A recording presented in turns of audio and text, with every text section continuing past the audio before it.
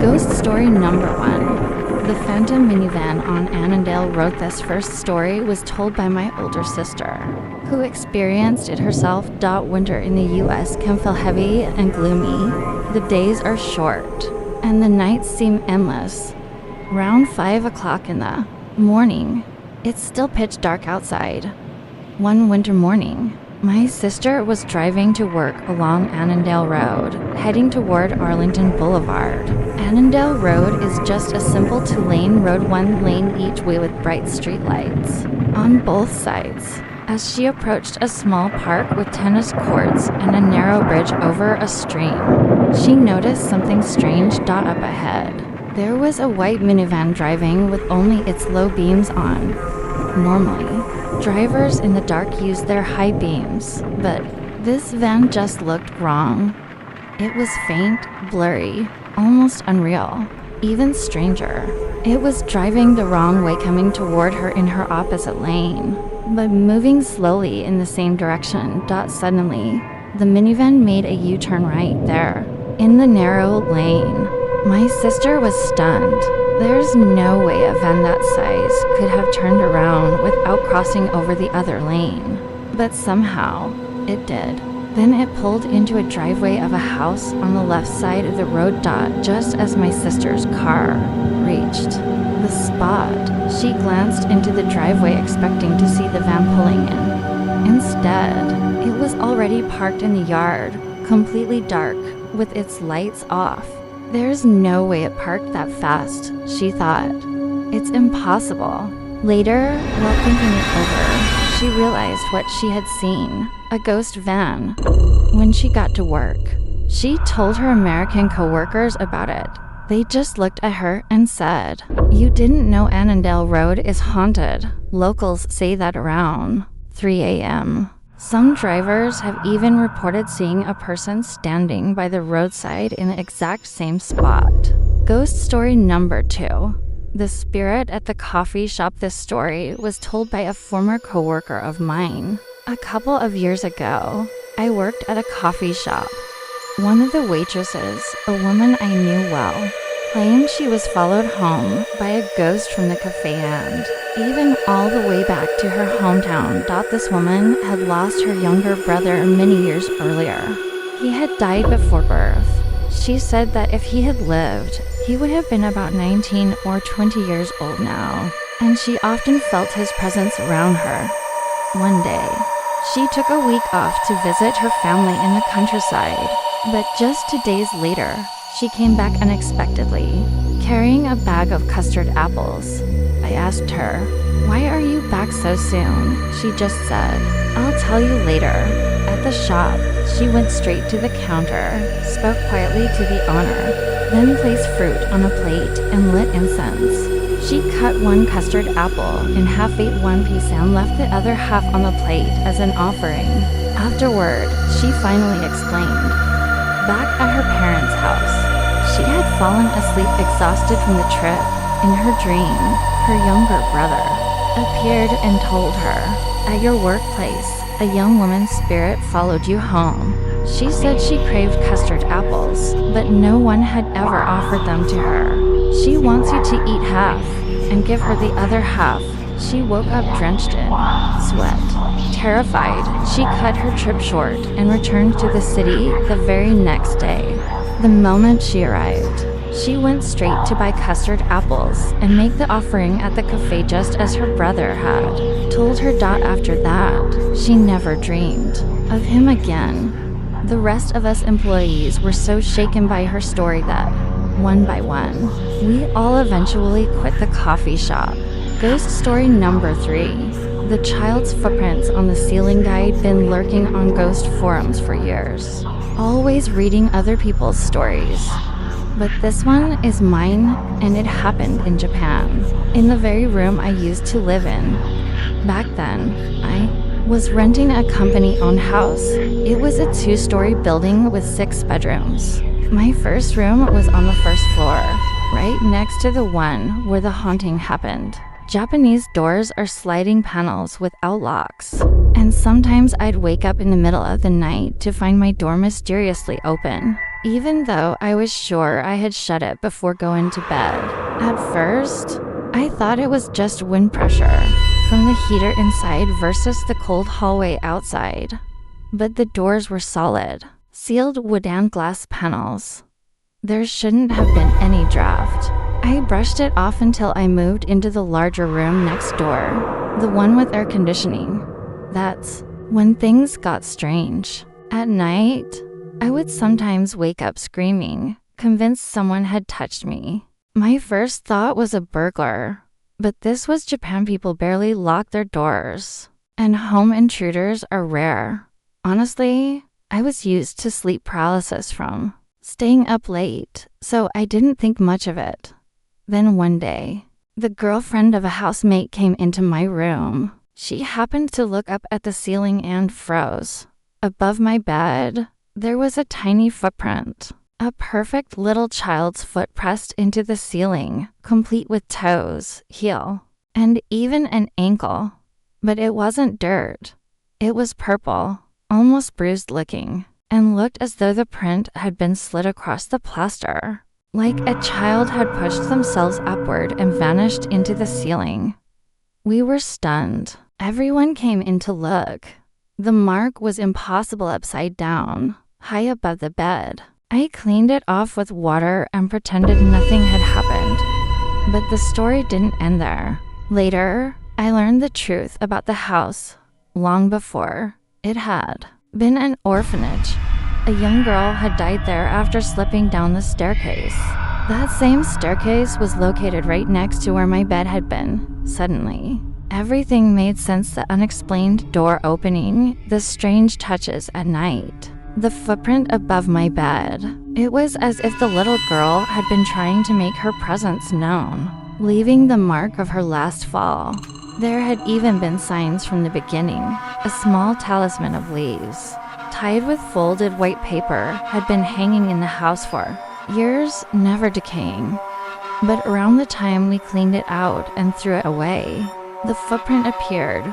Later, when I looked back through old photos, my ex-girlfriend admitted that in one of my selfies, she had noticed the faint image of a little girl standing behind me, but she hadn't told me at the time, since we had just broken up. That photo is lost now, stored on an old iPhone that no longer works. Today, the house in Kasai City has been torn down, replaced with a brand new building. But on Google Street View, the old house still appears, with a bicycle leaning against the wall like nothing ever happened. But I know what I saw, and I'll never forget the small, purple footprint above my bed. Ghost story number 4. The child's footprints on the ceiling guide. Been lurking on ghost forums for years, always reading other people's experiences. But this one is mine, and it happened in Japan, in the very room I used to live in. I was renting a company-owned house, 2 stories tall, 6 bedrooms in total. My first room was on the first floor, right next to the one where the haunting happened. Japanese doors are sliding panels without locks, and sometimes I'd wake up in the middle of the night to find my door half open, even though I was sure I'd shut it before going to bed. At first, I thought it was just a draft from the heater versus the cold hallway, but the doors were sealed wood and glass panels. There shouldn't have been a draft at all. I didn't think much of it until I moved into the bigger room next door.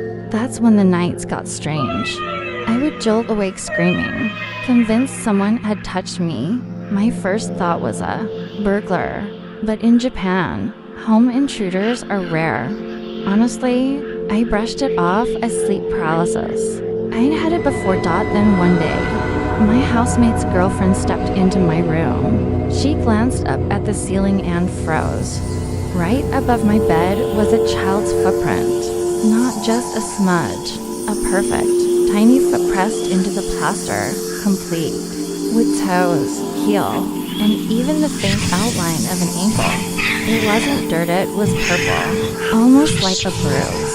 The print even looked like it had slid upward, as if a child had pushed off the ceiling and vanished. We were stunned. Everyone came to look.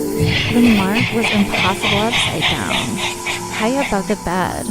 I scrubbed it off with water and tried to forget about it. But the story didn't end there. Later, I learned the house had once been an orphanage. A little girl had died there falling down the staircase.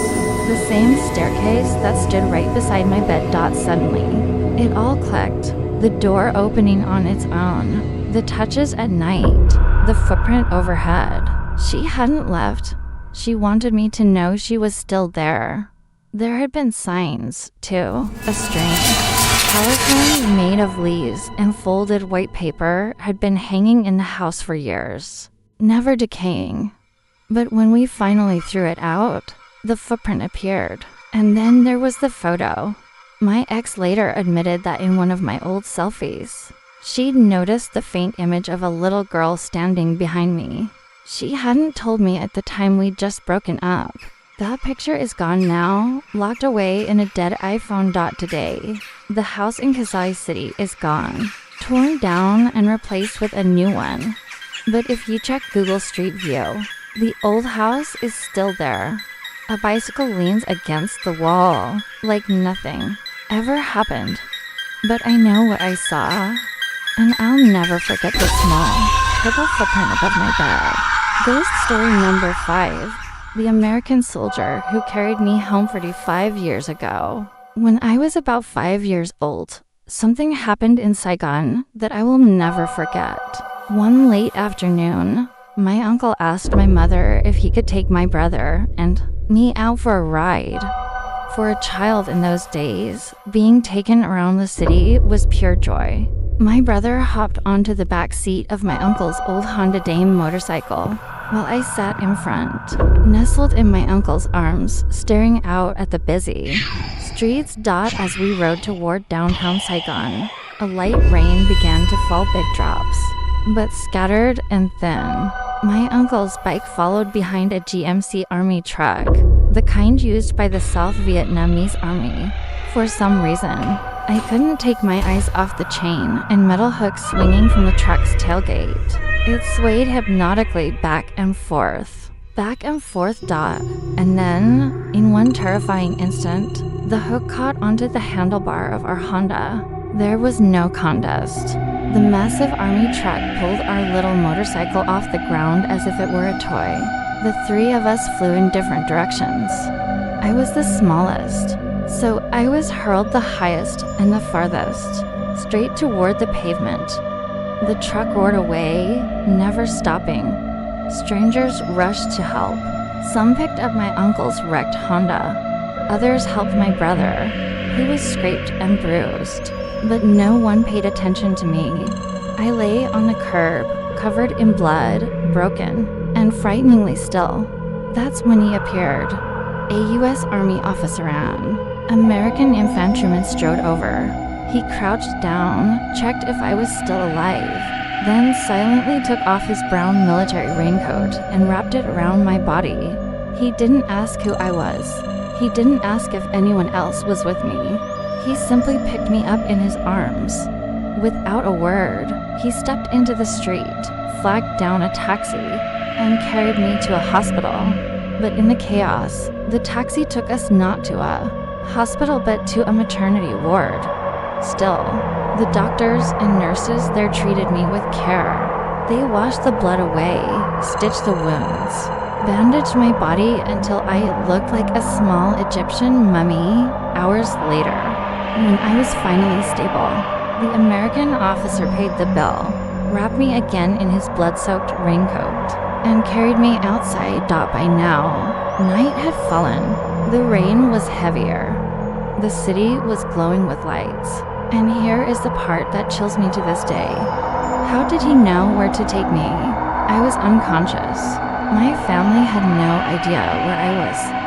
Yet, around 9 p.m., the taxi pulled up in front of my house at 281 8th Nguyen Hanji C Street.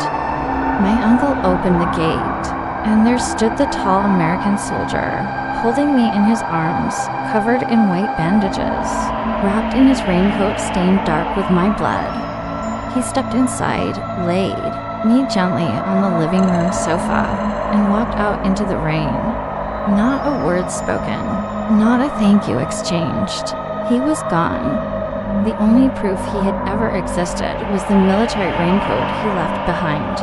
Was he a soldier, a guardian angel, a bodhisattva, or something else? Because here's the part I haven't told you. From the moment the motorcycle was torn, from the ground until the moment I was laid on that sofa, it wasn't in my body. I floated 3 or 4 meters above, watching everything. I saw the hook catch the handlebar. I saw my uncle and brother fall. I saw the American officer pick me up. I saw the doctors and nurses working on me. And when the taxi drove through the dark streets of Saigon, I was the one who whispered my home address into the driver's ear. That's how he knew. So now I ask you, was it a soldier who carried me home? Or was it me guiding my own broken body back through the hands of a stranger who never spoke a word, rattle of chains, a hook swinging in the rain, a faceless American officer standing in the doorway? Ghost story, guardian angel, out-of-body illusion. All I know is this, 45 years later. I remember it as if it happened last night, and tonight. Maybe check behind you, just to be sure. No one standing there in a blood-soaked army raincoat. Happy Halloween.